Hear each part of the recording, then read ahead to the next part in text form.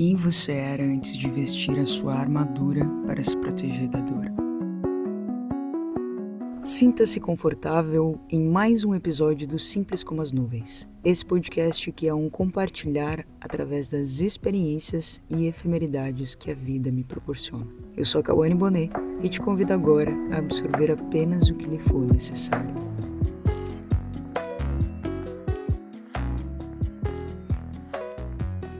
Nesse episódio de inverno, diferente dos invernos anteriores, eu te convido a fazer mudanças. E eu trouxe aqui para me ajudar um plano de um projeto que estava na gaveta. Eu acho que muitas pessoas vão identificar qual era esse projeto. Se você for uma dessas pessoas, me conta aqui nos comentários qual o projeto que é. Além desse projeto, eu trago insights também de outros dois livros aqui para me ajudar. O filme escolhido, ele destaca a importância de viver o presente e desapegar-se do passado. Ele tem como protagonista o Cal, que exemplifica essa evolução do luto até a aceitação para, enfim, viver novas aventuras, né? E aí os outros dois livros, o primeiro é O Cavaleiro Preso na Armadura, que traz a necessidade que temos de autoconhecimento e superação do medo, para conexão genuína com a gente mesmo e aí com os outros, né? E por fim, o outro livro são reflexões de Hilke, do livro Cartas a um Jovem Poeta, que convida a solidão como um caminho para a criatividade e para a gente olhar para essa profundidade existencial, sabe? Esse livro, ele encoraja muito a gente a ter paciência com as incertezas da vida e esses sofrimentos no nosso caminho, que acontece, né? É inevitável. E aí eu trago essas reflexões em cima desses materiais para, no fim, dizer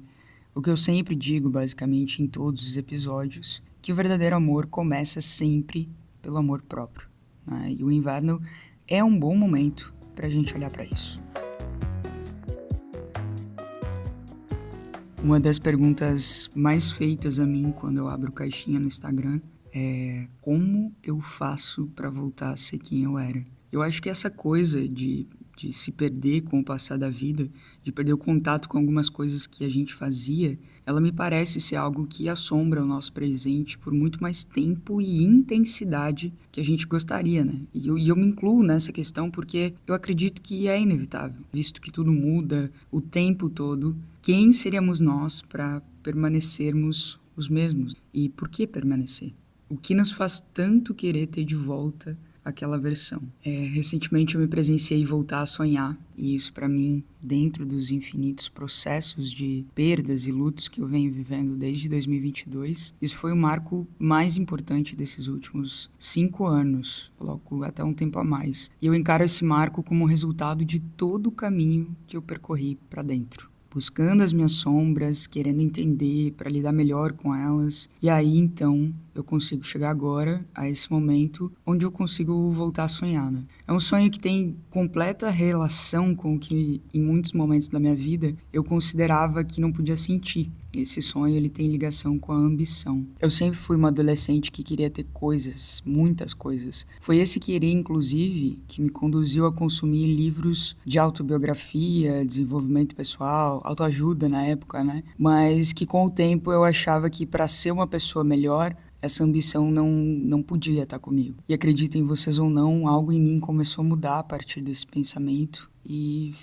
eu comecei a ficar muito distante dessa ambição, assim. E eu nunca soube nomear isso. E aí a vida foi acontecendo e nesse longo processo de olhar para todas as feridas, né, inclusive um processo que eu considero eterno, eu entendi, enfim, que existe uma diferença entre a ambição que todos nós conhecemos, essa ambição de querer, né, essa ambição material, e a ambição genuína, que não é aquela que a gente conhece, que eu acabei de citar, ou de ter um reconhecimento externo, mas sim é uma ambição que emana do coração, sabe? Ela é mais genuína. E eu arrisco dizer que é uma ambição que é a única capaz de trazer felicidade verdadeira, assim, sabe? Principalmente porque ela é pura, ela não compete com ninguém e muito menos fere. E um exemplo que eu posso trazer aqui é no filme Up, Altas Aventuras, nós temos o exemplo dessa ambição como serviço aos outros, né? De um lado a gente tem o Cal, que passou por um luto recente, onde ele perdeu a sua esposa, e então ele se depara com um antigo sonho ali deles dois, né, que era morar no alto de uma montanha lá. E do outro lado, ainda no filme, a gente tem o pequeno Russell, que é um escoteiro que ele precisa ajudar alguém para conseguir o último distintivo ali de escoteiro, para completar, né? E ele vai então e encontra o Cal e ajuda o Cal. Em resultado, ambos são beneficiados porque um ajuda o outro ao mesmo tempo em que eles estão buscando realizar o objetivo deles. Para quem já assistiu, vai entender. A quem não assistiu ainda esse filme, eu recomendo bastante. Principalmente porque esse episódio vai trazer muito, até uns spoilerzinhos, assim. Então, metaforicamente falando também, eu acho legal de pensar em uma árvore frutífera. Quando ela tá cheia de frutos, que tá ali para você pegar, quanto mais frutos você vai lá e tira dela, mais ela tem espaço ali para crescer, para dar mais frutos, para se tornar ainda mais bonita, né? Então, enfim, é um resultado onde está beneficiando a todos. Ou seja, eu posso ter as coisas que eu quiser e eu posso conseguir isso através de um trabalho que também vai permitir outras pessoas a terem o que querem, né? Seja essa ambição material ou não, seja essa genuína que eu falo, que vem do coração, né? E aqui eu acho importante ressaltar que não necessariamente a ambição material ela vai te deixar distante da felicidade, porque quem sou eu, né, para falar o que é felicidade ou não, e até porque eu acho isso individual. Mas aqui eu tô falando de um lugar onde eu me encontrei e que fez total sentido para mim. Aqui também eu gosto de fazer relação a uma palavra que muitos usam como se fosse algo inatingível, que é o propósito. Eu já falei, acho, aqui em alguns episódios disso, mas vale sempre ressaltar que propósito não é nada mais do que você ter um porquê. Você faz as coisas, você faz o que faz, né? E aqui fica muito claro isso quando traz essa ambição genuína, que é a que nos dá felicidade, o que nos dá sentido. Vou falar mais disso no episódio, mas ela tá completamente ligada ao propósito, né? É isso que eu falo do objetivo de cada um aqui. Então, ao estar cumprindo o seu porquê ali, o porquê você está fazendo cada coisa que você faz, você está impactando em outras vidas, né? E você está fazendo com que outras pessoas também, através daquilo ali, possivelmente cumpram o propósito delas, o porquê que elas estão fazendo, enfim. Então, quando a gente passa por essa autodescoberta, né? No meu caso ali, depois de um longo processo de olhar para dentro, isso me permitiu compreender os meus momentos e aceitar, beleza, o fluxo da vida é esse caminho que envolve muitos pequenos processos, né, e que nem todo mundo tá disposto a atravessar. E um deles, assim, que um desses processos que para mim foi uma viradinha de chave muito valiosa de muitas coisas, foi reconhecer o meu verdadeiro eu. Aquilo que a gente fala, tá, quem eu sou. E quem eu sou, para mim, tem completa ligação com os meus valores. Eu fui, sei lá, eu tô em um momento da minha vida que eu tô muito triste e essa tristeza, ela se deu pela relação que eu tive com alguém. Mas essa relação, ela tava dentro do que eu queria? Era como eu queria ser tratada? Era como eu queria tratar essa relação, sabe? E aí, ali no livro do Cavaleiro, vou citar assim esse livro, para não ficar tão longo, tem um insight que eu acho muito valioso, assim. Inclusive, se puderem, leiam esse livro, tem o nome na descrição aqui. Foi muito importante para mim ter lido esse livro, assim. Essa reflexão é basicamente sobre um trecho que o cavaleiro ele precisava aprender a se conhecer para iniciar a transformação dele, né? E ele percebe que a armadura era o que impedia ele de sentir, de se conhecer. Só que ele usava ela há tanto tempo que ele já tinha esquecido como era a vida sem ela, né? E aí eu fiz relação com a gente. Tem determinado comportamento a vida toda e aí a gente quer que esse comportamento saia de nós de um dia pro outro. Tipo, como assim, sabe? Eu bato nesse exemplo aqui nesse exemplo pessoal de ter voltado a sonhar com coisas que eu gostaria de um dia experienciar e que agora não são mais apenas essas coisas internas, né? Mas são também as coisas materiais. Só que não existe eu falar desse marco recente que foi para mim sem citar o meu caminho. Isso é algo que vai ser para sempre repetido nos episódios, principalmente por reconhecer a emergência que as pessoas têm sobre uma cura imediata. Então, quando me perguntam o que me inspira a escrever e viver, eu posso falar sobre a natureza, sobre tudo que eu amo, mas se eu escolho com presença e a fundo, eu vou encontrar todos os processos de luto que eu vivi. Eu vou encontrar as dúvidas, as tristezas, as incertezas. É fundamental no processo de mudança de comportamento, né, para a gente tirar essa armadura, nós termos paciência com as coisas que a gente ainda não resolveu. Foi essencial para mim aprender a gostar dessas incertezas, como se elas fossem, o Rio que até fala isso, né, salas secretas ou, sei lá, livros escritos em outras línguas, que a gente precisa entender o que está ali por trás. E eu precisava me familiarizar com esse algo, né? E não parar de sentir e ter essa busca de fuga, assim. E eu acho que quando a gente se conecta com a solidão, o Rio que ele fala um pouco disso também, a gente conhece um lugar mais profundo e meio obscuro, mas que com o tempo a gente pode, com a intenção, sentir aquele lugar como um suporte ou até mesmo uma casinha, né? Que a gente pode ficar quando está introspectivo, quando quer silêncio. E que se a gente aprender a se ouvir ali, a gente pode sair dali e aplicar o mesmo ao nosso redor, né? Fora que, ao estar em contato com a gente mesmo, o tempo parece passar mais rápido, né? Em contraste como quando a gente depende dos outros, por exemplo, né? Para preencher esse tempo. Quando você está ali esperando uma resposta de alguém, dependendo de alguém, ou quando o seu comportamento é seu, mas você dá ele ao outro, sabe? O resultado daquilo ao outro. Então, é algo que eu sempre recebi também, assim, como parar de ser uma pessoa solitária, né? Como aproveitar melhor a minha solidão. E para mim é isso, é você fazer dela um lugar de autoconhecimento. É o melhor jeito de você não se sentir sozinho, né? Mas não esquecer que esse não é o único lugar e um lugar de permanência.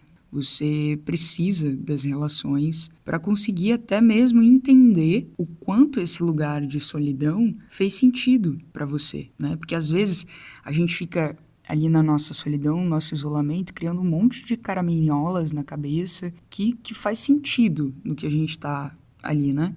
Mas quando a gente sai essas expectativas, assim, essas coisas que a gente pensou e tudo mais, a gente vê que não era nada daquilo. Então é saber usar esse tempo ali em isolamento, essa solidão, para então encontrar dentro da gente esse auto redescobrimento, né? Essa autodescoberta, assim. Se a gente trouxer de novo o contexto do filme Up aqui, o Cal exemplifica bem essa transição. Ele tá lá inicialmente vivendo a tristeza. Não é bem assim que o filme começa, tá? Não é só tristeza. Tem uma parte do filme ali onde eles são crianças, enfim, é muito bonito o filme. Mas o que eu quero destacar aqui é essa outra parte, tá?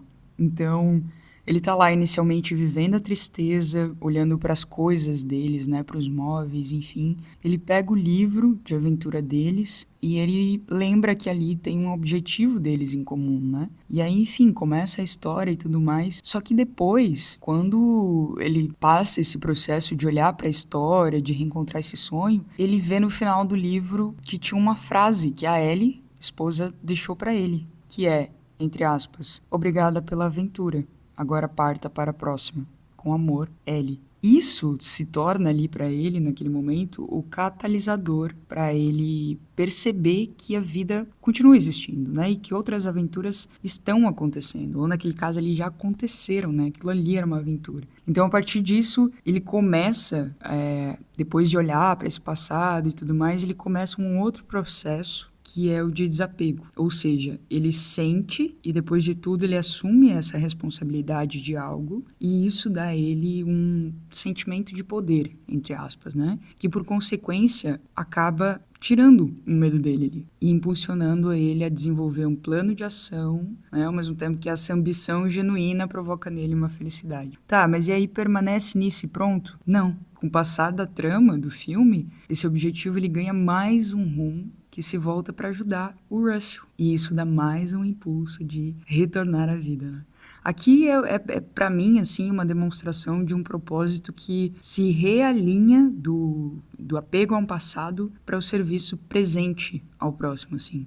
Que, obviamente, né, dá para tirar do contexto do filme e aplicar aos âmbitos das nossas vidas. E eu passei por esse trecho, assim, bem por cima, porque o filme, como eu falei, é muito mais que isso. Mas tentem acompanhar que quando eu falo que esse voltar a sonhar foi um processo de autodescoberta meu, eu tô falando de todos esses processos, sabe? Eu tô falando do processo de solidão, o processo de olhar pra dentro, de estar tão apegada com alguns momentos, com algumas coisas, com algumas pessoas que eu já fui, que eu não quero soltar daquilo. E ao mesmo tempo que eu olho, tá, tem um lugar pra onde ir agora, mas eu vou precisar deixar algumas coisas, né? Porque às vezes isso pesa. Então, ali quando a aventura do Cal começa, é exigido que o apego tanto de bens materiais quanto das expectativas passadas dele, que ele deixe de lado. Mas ele só vai vivenciar isso enquanto a aventura está acontecendo. Ou seja, enquanto ele se movimenta. Entendeu aqui? Não tem como querer mudar ou até mesmo trazer algo do nosso comportamento passado para a atualidade, esperando que tudo aconteça sentado, sem a gente fazer. Então a gente se reconhece, nossa verdade, aquilo que eu falei, quem eu sou e o que para mim é inegociável. Então a partir disso, o que eu quero? Aquilo tudo que eu trago em outros episódios, né? E aí uma ambição genuína, ela pode começar a surgir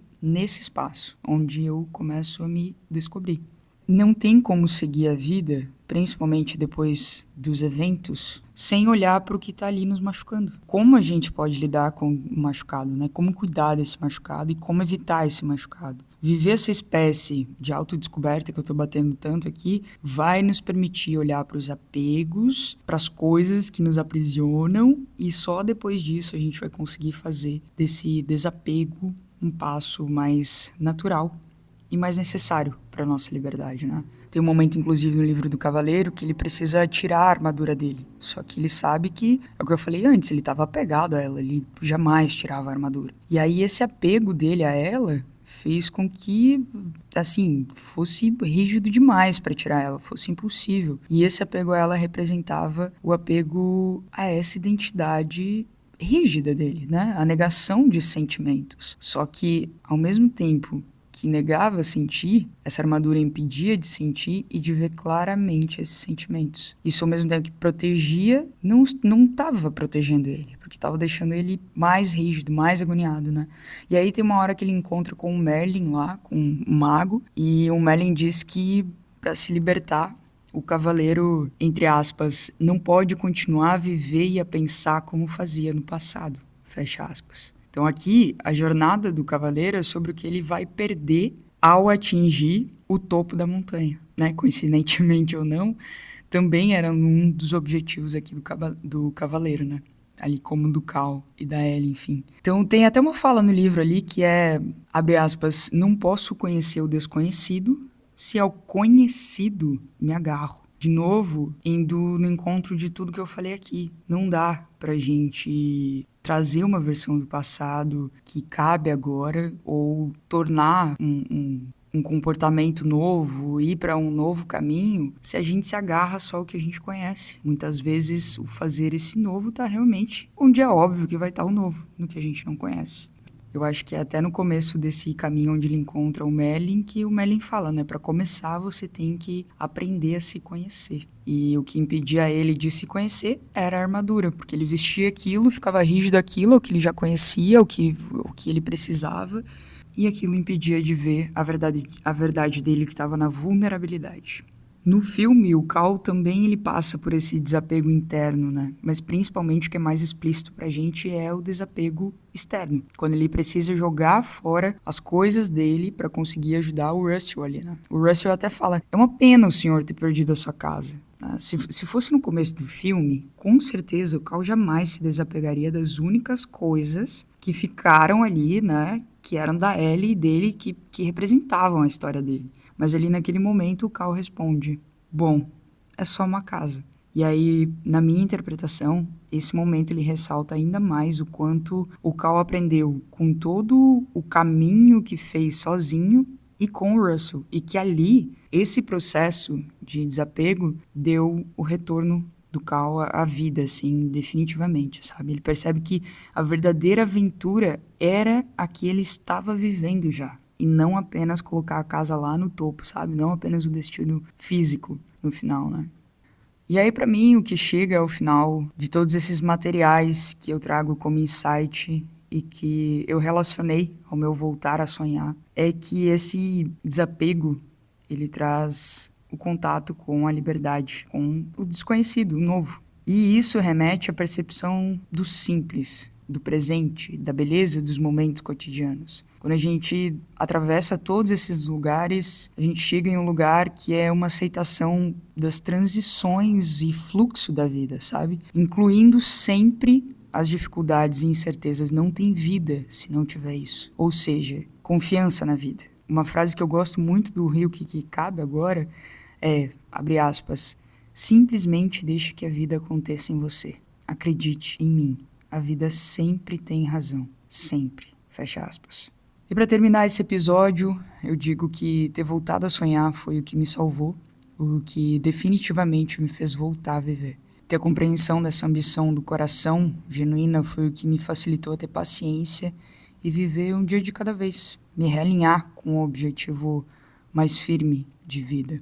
Tem até aquele dizer que uma pessoa que se torna um mundo em si mesma é capaz de fazê-lo para o bem de todos que ainda virão habitá-lo. Ou seja, quando a gente se torna melhor para a gente, um mundinho dentro da gente, quem passa a fazer parte desse mundinho vai se sentir bem ali, né?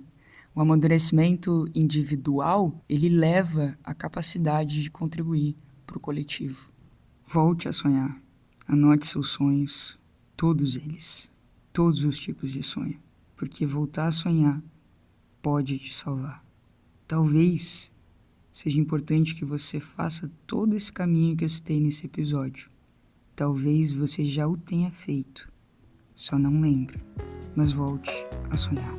Para que esse episódio fosse escrito, materiais precisaram ser utilizados. Na descrição você os encontra e também encontra um link para apoiar este podcast. R$1 seu já fará toda a diferença. Sou grato pela sua escuta ativa e até o próximo.